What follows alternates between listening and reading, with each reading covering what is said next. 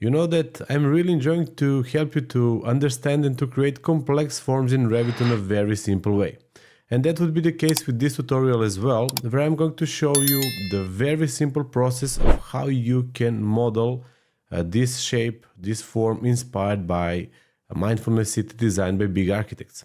And believe me, you don't need to be a pro Revit user. Even if you're a beginner and if you follow this tutorial, you will see that I'm going to use one tool and just one small tip inside that tool. And if you just watch it, you will be able to create similar form. And what's more important, this way and this method is going to significantly help you to level up your modeling skills in Revit.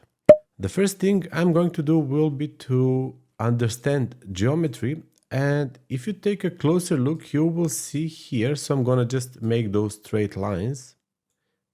This one wasn't the most precise, but anyway, we could get a point. So you see that we have 5 fields like this, and then we have fields this way.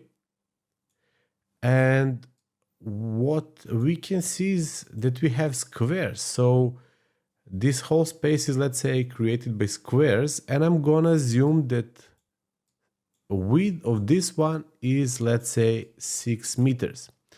So I'm gonna make it in Revit. And the first thing I'm going to do in Revit will be to create a new line type. So for that, you will go to Manage, Additional Settings, Align Styles, and then let's go and create new Arkiteasy line. I'm gonna add thickness on 4 and I'm gonna add Arkiteasy line. Then I'm going to create detail lines because I would like to make this shape in a plan view using line tools. So DL is a shortcut, and then pick here Arkiteasy line. So first of all, you see that we have 1, 2, 3, 4, 5 fields by 6 meters, which means that that's 30 meters. Then we have 3 fields below, so it's 18. And then 3 fields here, 18 as well. And then it goes up like this. So I'm gonna hold Shift and I'm gonna drag it up.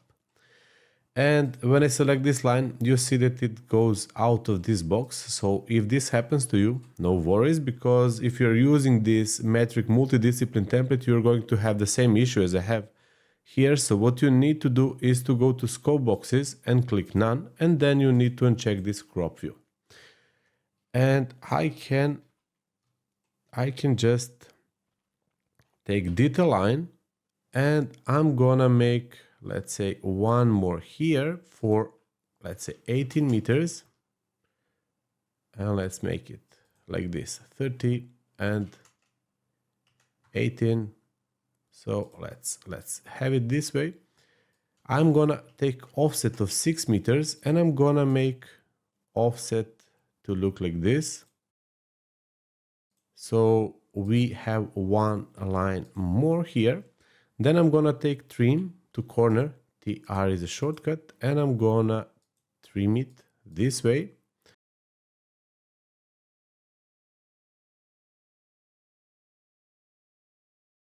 Detail line again, and then let's take peak lines for 6 meters. So we don't need this one, as you see, so I'm just trimming it. This is very important for you to understand geometry.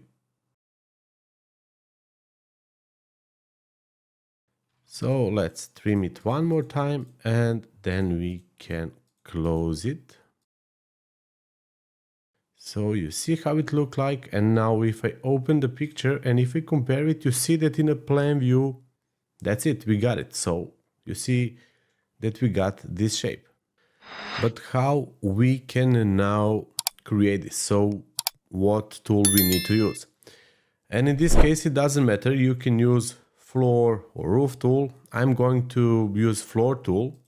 So let's go to floors, floor architectural. So you can take, let's say, this concrete of 100 or this generic 300. It's very important. Keep in mind the thickness in this case.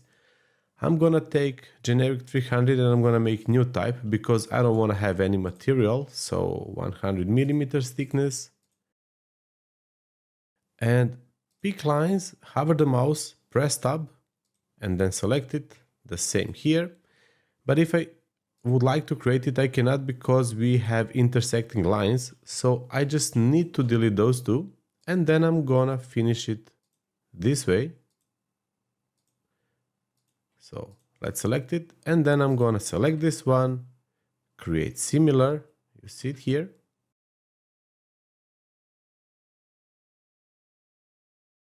Let's make 3D view. You can ignore this warning. It's not important. Let's go to visibility graphics.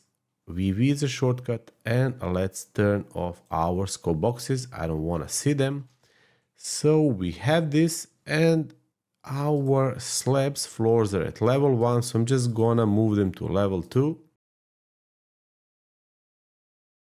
Again, ignore this. And then how we can make this part, how we can make those twisted parts. To be able to make it, what we need to do is to understand how geometry works. And this is very, very simple. So as you can see here, actually, I created some perspective lines where I would like to determine what are the heights of those points, because I'm gonna play with the points. So first of all, let's assume that you see that this point is on 0, then you see that this one is on 0 as well as this one. But then if we follow perspective line, this is 0, this one as well, but this has a negative value. And we also have, if I just zoom in here, you see that we here have some positive value, and that positive value is 2 times smaller than this negative value. And we also have some positive value here. So this is how I determine the points. So you will see, so this is 0, this is plus 2 meters, this point as well, and this is 0.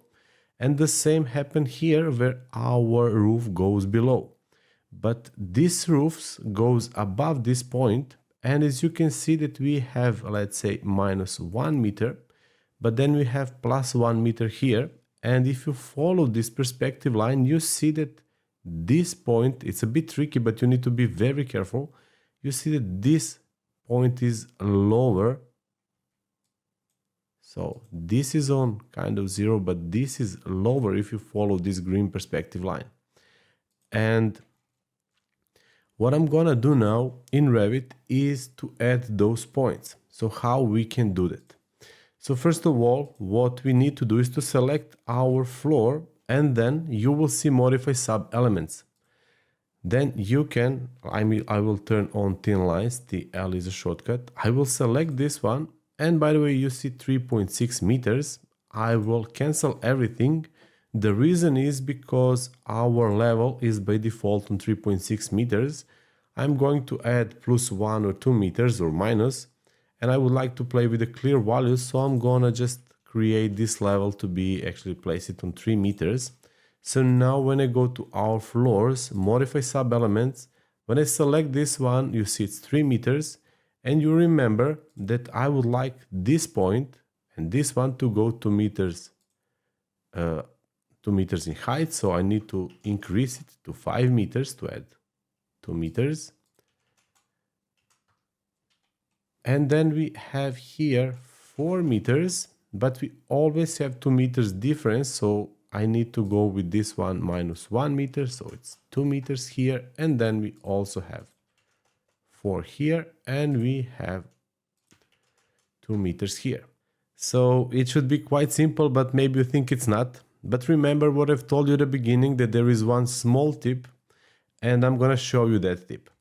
So you can fix this with just creating one very small thing. And if you select your floor, you will see a tool which is called add split line. So make it, and if you, let's say I will go to plan view, I will go to actually second level. So, and again, I need to select it, add split lines. So what I need to do is to add split lines from those corners. So take a look now.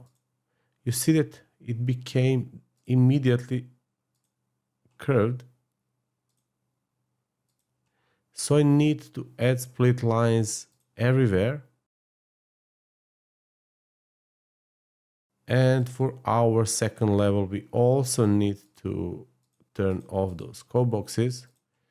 So I need to add split line here as well. I can go to 3D view now. And in 3D view, I can just move everything to shaded. So you see how it looks like. You see that the form is good. So I need to select our floor and I need to continue with